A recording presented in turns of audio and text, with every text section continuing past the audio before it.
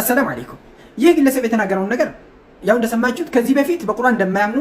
በሐዲስም እንደማያምኑ አረጋግጠን እናውቃለን። ነገር ግን ለተናገረው እዚህ ቦታ ላይ ለተናገረው አላሁ ሱብሓነሁ ወተዓላ እጅ አለው ማለት አንድም ቦታ በቁርአን ውስጥ አልተጠቀሰም ለምለው እኛ ወሃቢያዎች ሳይሆን እሱ ከተላለው አሽዓሪ ነኝ ለምለው يرد عليك شيخك شيخه በሚገባው መልክ መልስ ይሰጣል። علي بن إسماعيل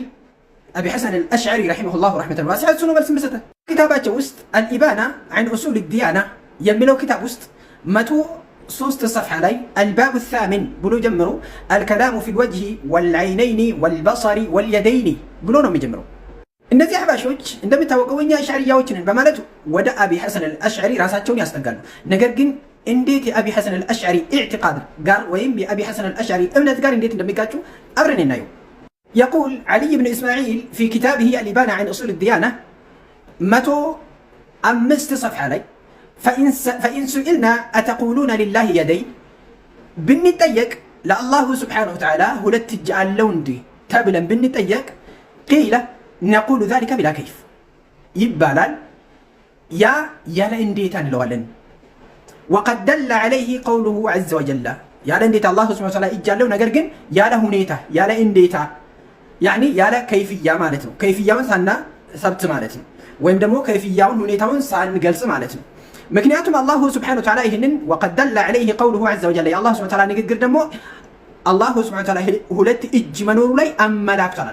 يد الله فوق أيديهم يميل القرآن كاز عندهم قوله عز وجل لما خلقت بيدي يميلوا عندهم وروي عن النبي صلى الله عليه وسلم أنه قال خلق الله آدم بيده الله سبحانه وتعالى آدم بجو فترة فمسح ظهره عندهم وقبونم أبس بيده بجو فاستخرج منه ذريته يسو ذريان كوقبو أوتا فثبتت أن له يدين بلا كيف. إذن بزيه ما سجى بزيه بولت بزيه بقرآن أنكسنا بزيه بحديث أنكس بزيه ما سجى وجه يا الله سبحانه وتعالى هلت إجو أن الرقاقط على الله ما أبو حسن الأشعري ويم علي بن إسماعيل ويم دمو مؤسس الأشعرية بمالت يمتوق مالت يتكلم. وجاء في الخبر المأثور عن النبي صلى الله عليه وسلم إن الله تعالى خلق آدم بيده بحديث متوال الله سبحانه وتعالى آدم بجون يفتروا يمن وخلق جنة عدن بيده جنة عدن بجون دفترة وكتب التوراة بيده توراتنا بجون عند صافة متوال وغرس شجرة طوبى بيده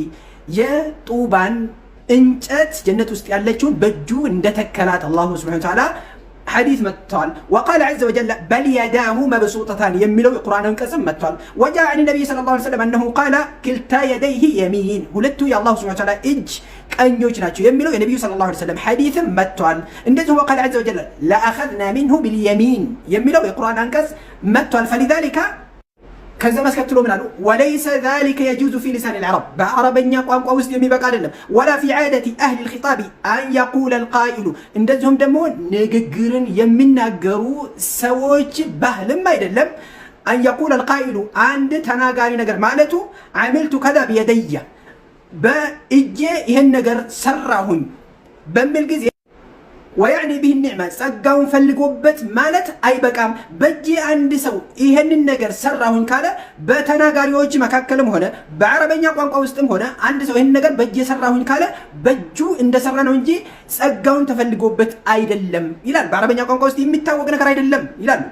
إذن أبي الحسن الأشعري رحمه الله رحمة واسعة زيبوت لا يتناقروا تناقر يه جاهل مركب يهونو يتناقرون فيتو لا يلتفلت ነው ምክንያቱም በቁርአን ውስጥ አላሁ ስብሓነሁ ወተዓላ እጃለኝ ብሎ አንድም ቦታ ላይ አልተናገረም የሚለውን እሱ ደግሞ እኔ እሱን ይከተላሉ የሚለው አሽዓሪይ ነኝ የሚለው ሼኻቸው ላዋሽታል እያሉት ነው። ኢዘን ቁድዋይ ነው ብሎ የሚታስበው ሰው አላሁ ስብሓነሁ ወተዓላ እጅ እንዳለው ከቁርአን ከሐዲስ ማስረጃ ጋር ያይዞ ነው የተናገሩት። ምን አይነ አንተ ሌላኛው አሁንም ከዋሃብያ ላመጣልህ በል ከሸይኹካ ሁለተኛው ሁጀቱል ኢስላም ብለህ የምታምነው አቡበክር ባቅላኒ በኪታቡ ውስጥ التمهيد الباب الثاني والعشرون بلو جمرو باب في أن لله وجها ويدين بلونا بجمروت يهكفل لله سبحانه وتعالى في تنا الجولة الجعالو يملو يورابتنا بلونا يسكنبتوت ما أنه شيخك أبو بكر الباقلاني رحمه الله رحمة واسعة 258 ላይ እንዲህ ይላል ፈኢን ቃለ ቃኢሉን አንድ ተናጋሪ ቢናገር ቢጠይቅ አንድ ጠያቂ ቢጠይቅ ማለት ነው ፈመል ሑጀቱ ፊ አነ ሊላሂ ዐዘ ወጀለ ወጅሀን ወየደይን ምንድነው ማስረጃ አንድ ሰው ለአላሁ ስብሐነሁ ወተዓላ ፊት አለው ለአላሁ ስብሐነሁ ወተዓላ ሁለት እጅ አለው ብሎ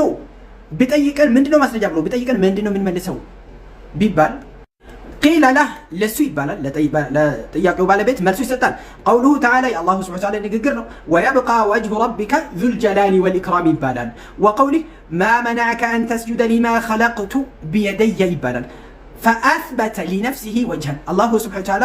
ለነፍሱ አረጋገጠ ፊት መኖሩ ወየደይኒ ሁለት እጅ መኖሩን አረጋገጠ እያለ ነው ኢዘን ይሄ ንግግር የመሻይኽ ልውሃብያ ንግግር ሳይሆን የሑጀተል ኢስላም ብላ የምታምንበት እከተለዋለሁኝ ብላ የምታምንበት ሼክ ነው ፍትህ ላይ እየለጠፉልህ ነው ጅህልናን እያሳየሁ ነው ማለት ነው ይሄ ብቻ ነው ላ በል እነዚህ አህባሾች የቢድዓ ባለቤቶች መሆኑን በዚህ መልክ ይናገራል አቡበክር ባቅላኒ فإن قالوا فما أنكرتم أن تكون المعنى في قوله تعالى خلقت بيدي أنه خلقه بقدرته أو بنعمته كتب على لمن دنيا موقتاچوت بالله سبحانه وتعالى ንግግር ውስጥ ያለው خلقت بيدي የሚለው أنه خلقه بقدرته الله سبحانه وتعالى በችሎታው ነው በጸጋው ነው የፈጠረው የሚለውን ትርጉም ለምንድነው የሞገታችሁት ቢባል አሉ لأن اليد في اللغة قد تكون بمعنى النعمة وبمعنى القدرة يد የሚለው በቋንቋ ውስጥ በጸጋ ትርጉም ወይም በጉልበት ትርጉም ይመጣልና ለምን ተሞግታላችሁ ቢባል كما يقال لي عند فلان يد بيضاء يراد به نعمة وكما يقال هذا الشيء في يد فلان وتحت يد فلان እንደሚባል ሁሉ አገሌ ዘንድ እጅ አለኝ ማለት ይራዱ ይፈለግበታል ኒዕማ ያኒ ጸጋው ይበታቃለሁኝ ከሱ እጅ አለኝ እንደሚባል እንደዚሁም ደግሞ وكما يقال هذا الشيء في يد فلان ይህ ነገር በሱ እጅ ውስጥ ነው ያለው يعني تحت يد فلان የሱ እጅ ስር ነው ያለው يراد به ይፈለግበታል ደግሞ انه تحت قدرتي በሱ ችሎታ ውስጥ ነው وفي ملك እንደዚሁም ደግሞ በሱ ንግስና ስር ነው ያለው እንደሚባል ኢዘን እጅ የሚለው በጸጋ መፈሰርን ወይም ደግሞ በጉልበት መፈሰርን ለምን ሞገታችሁ ቢባል يقال لهم እንዲህ ይባላሉ هذا باطل ይሄ ንግግር باطل ነው لأن قوله ምክንያቱም ይህ ንግግር بيدي የሚል ንግግር يقتضي ያካትታል إثبات يدين ሁለት እጅን ማስበት ማረጋገጥ هما እነሱ ደግሞ صفة له ለአላሁ ስብሐነሁ ወተዓላ صفة ነው ያሉት فلو كان المراد بهما القدرة እዚህ ቦታ ላይ يدي የሚለው ቁዋ ጉልበት ማለት ቢፈለግበት ኑሮ ለወጀባ ግድ ይሁን ነበር ተኩነ ለሁ ቁድረታን ለአላህ ሱብሓነሁ ወተዓላ ሁለት ቁዋ ብቻ ነው ያለው ማለት ነው ያስገድ ይሄ ደግሞ ባጢል ነው ይላል فهذا باطل ምክንያቱም አላህ ሱብሓነሁ ወተዓላ ሁለት ጉልበት ብቻ አይደለም ያለው هذا شيخ الباقلاني يرد عليك متى وقت الدعاء في يوم عرفة من وقت الفجر إلى المغرب واجتهد خاصة من ظهر يوم عرفة إلى مغرب يوم عرفة طيب كيف أدعي وكيف أبدأ سوف أعطيك طرق احرص عليها فهي سبب لاستجابة دعواتك بإذن الله تعالى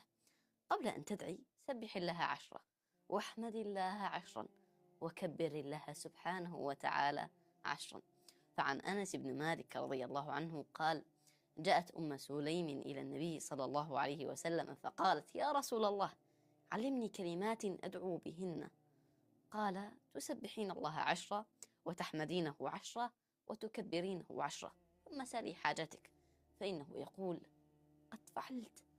قد فعلت يا الله ثم قل اللهم إني أسألك بأني أشهد أنك أنت الله لا إله إلا أنت الأحد الصمد الذي لم يلد ولم يولد ولم يكن له كفوا أحد فإن الرسول صلى الله عليه وسلم سمع رجلا يقول هذا الدعاء ثم دعا فقال صلى الله عليه وسلم لقد سأل الله باسمه الأعظم الذي إذا سئل به أعطى وإذا دعي به أجاب قل هذا الدعاء ثم سل الله ما تشاء وأسأل الله أن يحقق آمانينا وآمانيك يا رب العالمين